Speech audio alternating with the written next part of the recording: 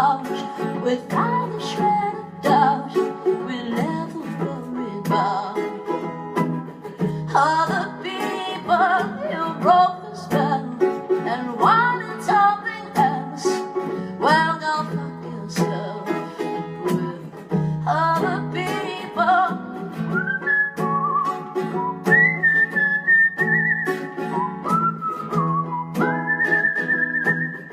Other people. No more song, no more dance, no dance floor. We left it all to chance. No encore. We had loved it out without a shred of doubt.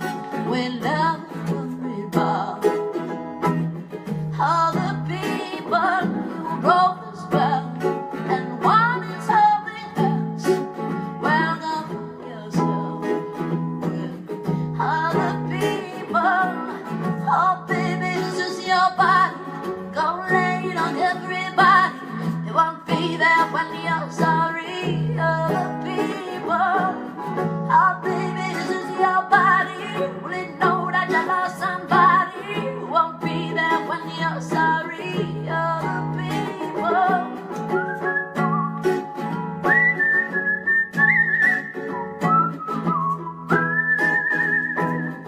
Other people.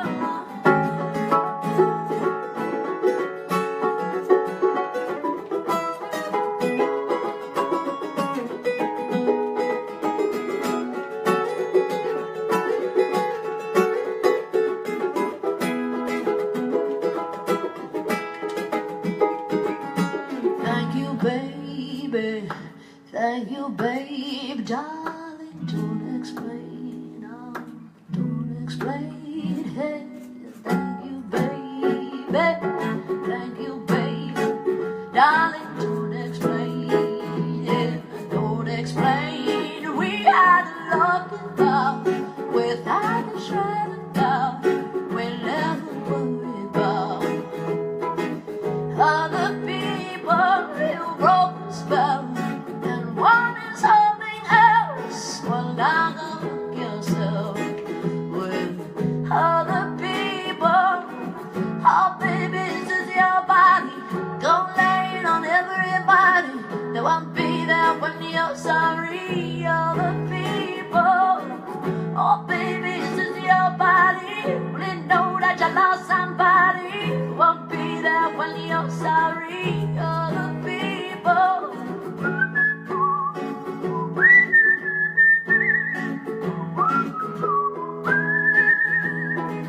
Other people.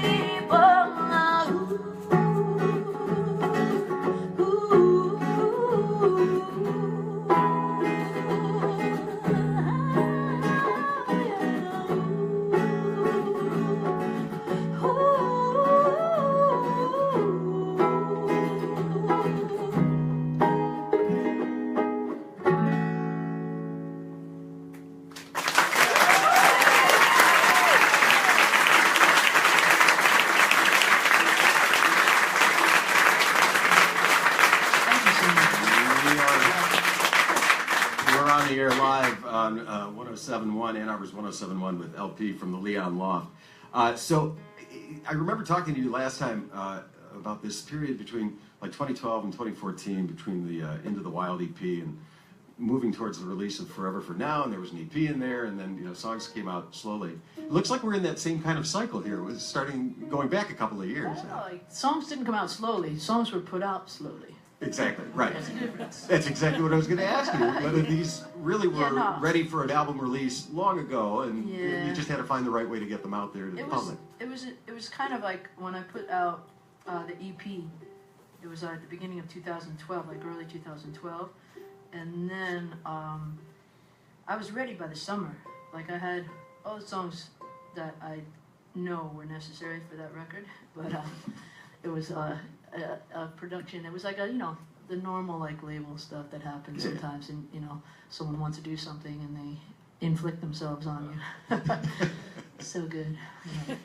And yeah, so I think we waited a bit too long, and I felt, that was a bummer. And the landscape of the record got a little changed, unfortunately. So like some songs that I thought should have been on there didn't get on there. So it kind of got a little dicey there for a minute, and it took a long time, and a lot of personnel left and stuff. So that record didn't really get off the ground. It was put out, but it didn't get pushed really. But I was already on to the next, I'd already written like a bunch of stuff, Lost on You, this next song, and then I played it for the label, and then I got dropped, which is really funny.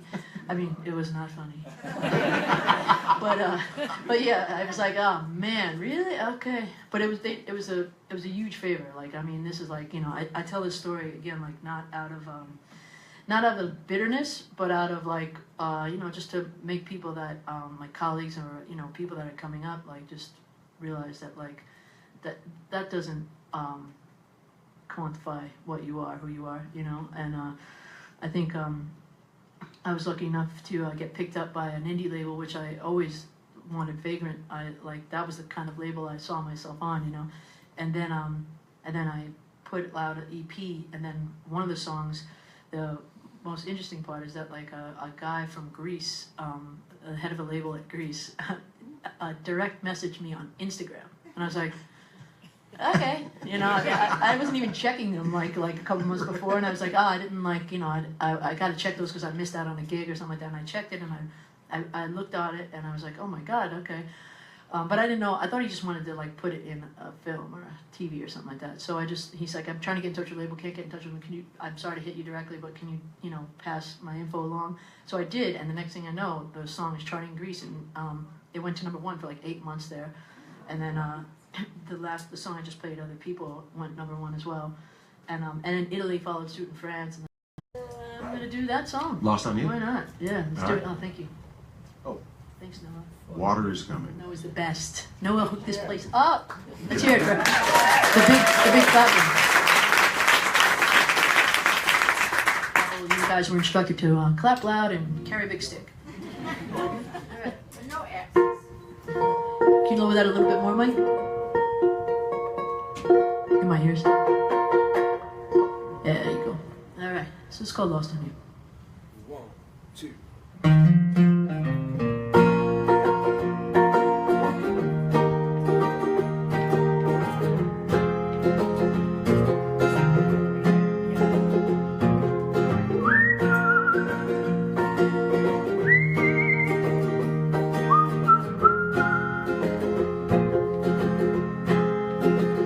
When you get older, plainer, saner, will you remember all the danger we came from?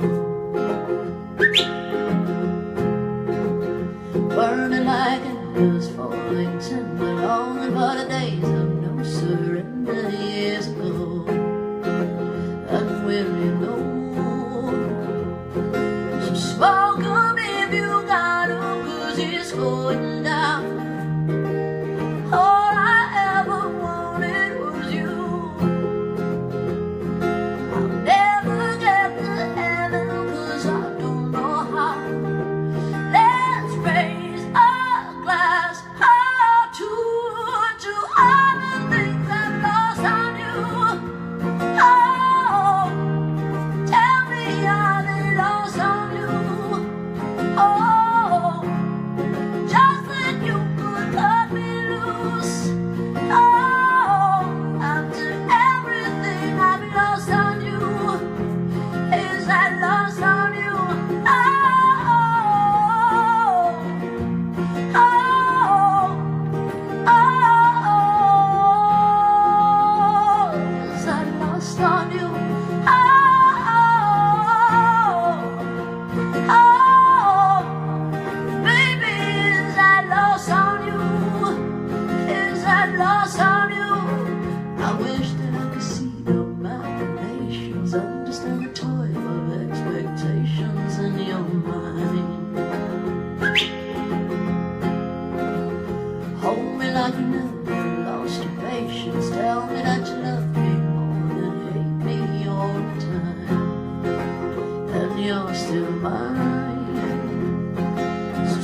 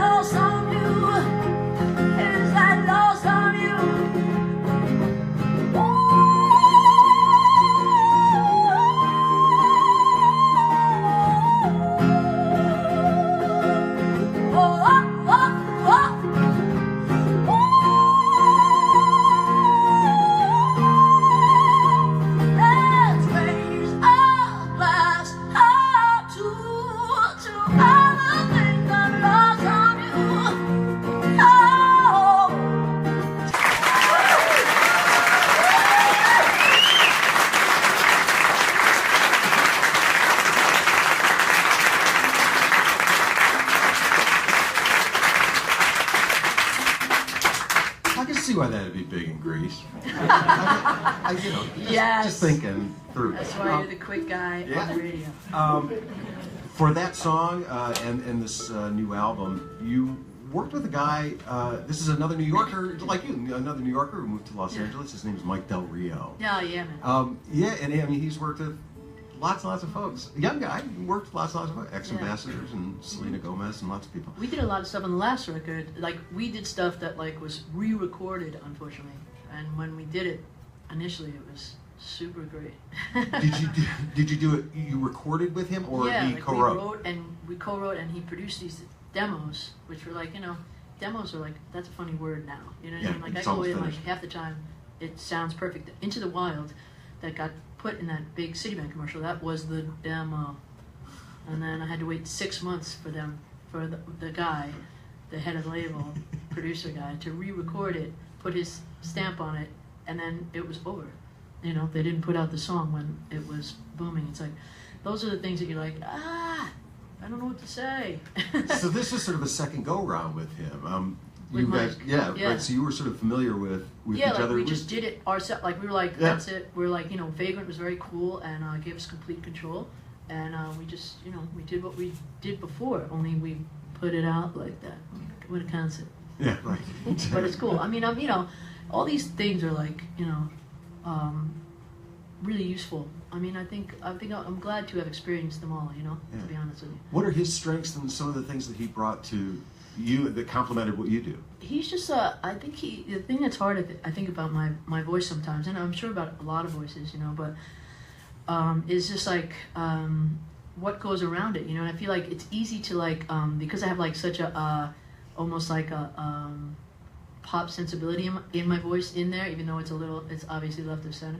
I think that like to make it slick is like to lose a big part of it, and I think the problem is though if you go too light, then it just sounds a little spindly, you know. So I think Mike is very good at making a really good sonic bed or you know plate for my voice to like lie in, and it's like it's very delicate, you know, kind of situation. I've Did he noticed. do Muddy Waters? Did he work on that He track with you? produced it, yeah. I Because wrote it that's with a a guy. great example, I think, of what you're Yeah. talking about. Like it's this Yeah. really cool. Yeah, like I cradle for wanted to that go voice. gospel on that because the original recording was very tempting to put out, but he felt like it would get lost in out there in the world of you know all these songs because it was just really like that tambourine and stuff, and yeah. You clearly thrive in this collaborative process. Like, Yeah, I mean, no. you always, you know, co-writers, you like doing this. You Yeah. take to that Well, naturally. because I'm like, you know, if a tree falls and falls, if like no one's around, I'm just like, I Did it don't know, fall? I get Well, like. but that was what I was going to ask you. Like, Yeah. are there times when you actually would rather just keep something contained? Yeah. You don't want to bounce this off anybody. You really want to see it through start to I finish. have done that. I mean, Forever for Now, for the most part, is that. I wrote that song like alone on a cliff in Big Sur, and it was my mother's birthday, and it was I just felt like it was like you know I'm not you know I mean it was a magical experience. I was also on mushrooms, but it was magical. Besides the mushrooms, I felt like it would have been magical anyway. But they were very good, very enhancing, and yeah. So that song, you know, was like one of those kind of experiences, and I really do like that. I just don't like I don't do it as much because I feel like and I collect all my stuff. Like I collect snippets of titles and chords and lyrics, and I kind of love like going in and like stirring it up with someone. It's like kind of like fuels the fire. Yeah. What do you want to do next? I don't know. I'd either do Into the Wild or I could do Muddy Waters. What do you think? I would say Muddy Waters. Yeah. All right. Let's do it. Woo.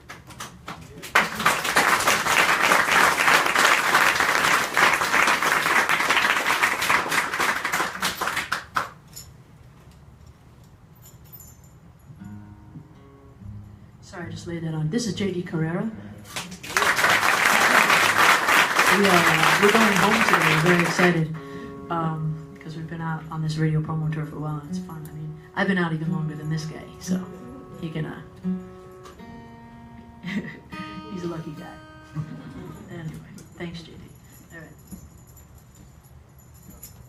1, 2, 3, 4.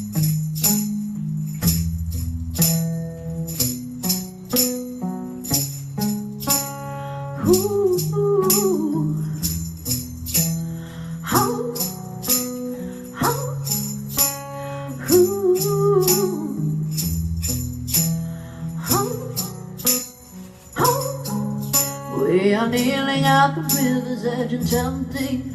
All the steps to follow closer right behind. Is it only when you feel the body's empty that it's gnawing at the corners of your mind? I will ask you for mercy. I will come to you blind. What you see is the worst me, not the last of my kind. Oh, in the muddy water we're falling. Oh, in the muddy water we're crawling. Holds me down, hold me now, sold me out. In the muddy water we're falling. Ooh. Oh, oh, ooh. Oh, oh. It is not clear why we choose the fire pathway. Where we end is not the way that we had planned. All the spirits gather around like it's our last day. To get across, you know, we have to raise the sand. I will ask you for mercy. I will come to you blind. What you see is the worst me, not the last of my kind. Oh, in the muddy water we're falling. Oh, in the muddy water we're crawling. Holds me down, hold me down, sold me out. In the muddy water we're falling, falling, falling. Oh, don't fail me now. Put your arms around me and pull me out. Oh, I know I'm found. Put your arms around me. Oh, save me now.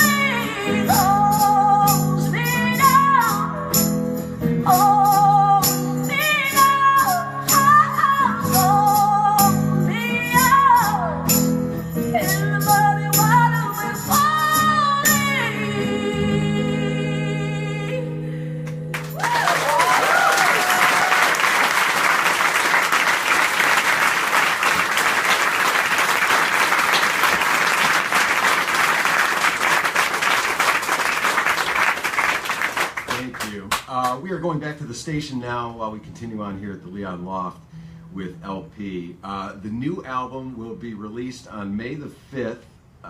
Title is forthcoming, and there will be a May-June tour here in the U.S. to follow. If you are streaming us in Europe, that album is out there. You can run out and buy it now. Here in the States, there is an EP with 5 of those new songs. That is called Death Valley. It is available now. You can catch the full interview we're doing here on Acoustic Cafe in just a few weeks. And we have been brought to you by Ceci Lincoln Mercury. And now our crowd here says goodbye. And it's back to more music on Ann Arbor's 1071.